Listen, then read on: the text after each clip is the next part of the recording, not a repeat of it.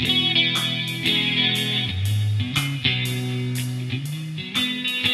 number of choices that a winemaker currently has between rootstocks and clones at a nursery, it seemed to me to bring up interesting questions in terms of intervention in the vineyard and the cellar. Because if you're trying to bring out what's native to the terroir, yet you're exercising such choice with the flavors that you want to show.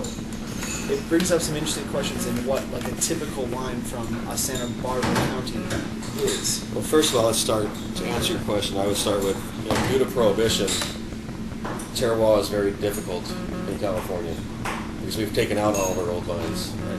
We had to start all over. So we lost many years of knowing what should grow well in certain places. So we are very young as a wine industry in California, basically, especially Syrah. So I think there are good and bad things with planting more and more and more. Right now it's very tough to have Syrah an identity in the American sales market because there are so many different clones now, so many different locations it's being planted in. And I think this, over time, people will kind of hone in more and figure out, just like Napa Cab. Right. They break it down in different appellations also, but it's all about the cab. They realize that Cabernet is the best variety, in their opinion, for that area. I think in time, Santa Barbara County will figure out if Syrah is going to be great there or not. Right. But as far as an identity, having different clones does make it tough, because now I'm planting this, you're planting that. How is there any identity? It's not like they have in Europe where they say you have to plant this, it has to be typical of the area to be called this, has to work this way. So as far as a free market, it's interesting, but also is it almost too free? Right. We have too many options sometimes. So I think it's going to be tough to answer that question without 30 years of us trying new things and not trying new things and figure out what works. Do you think that the identity of a Santa Barbara Syrah will be arrived at more swiftly with less or more regulation? Probably less. Or more regulation, I'm sorry, more regulation. More, yeah. Less options is what I was thinking.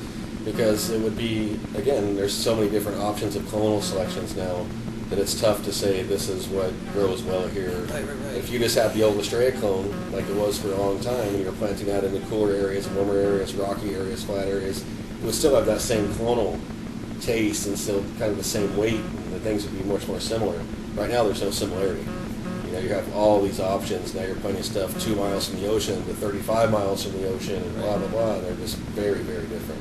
Is there a big pool of knowledge in where you are in terms of older winemakers that you're asking questions of? I know that you're kind of a self-made winemaker in that regard, but Bob do you share Lindquist, information? not a whole lot.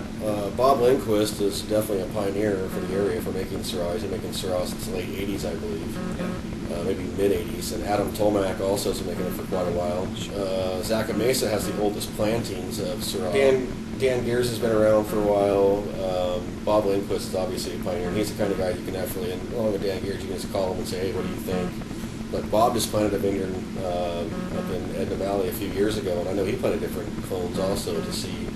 But as far as I know, from what I've heard him say in the past, he does like the Estrella clone a lot. That's one he's dealt with, the Vinacito, for a long time, the one he's made for a long time.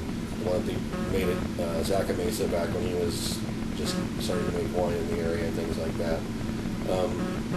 But I think the more regulation wouldn't hurt, really. I hate to say that because I'm more of a free-minded person. Sure. But as far as finding identity for a national sales market, Right. all these options probably aren't good for us. But down the road they probably will be, because we're going to figure out what does well in certain areas. Right.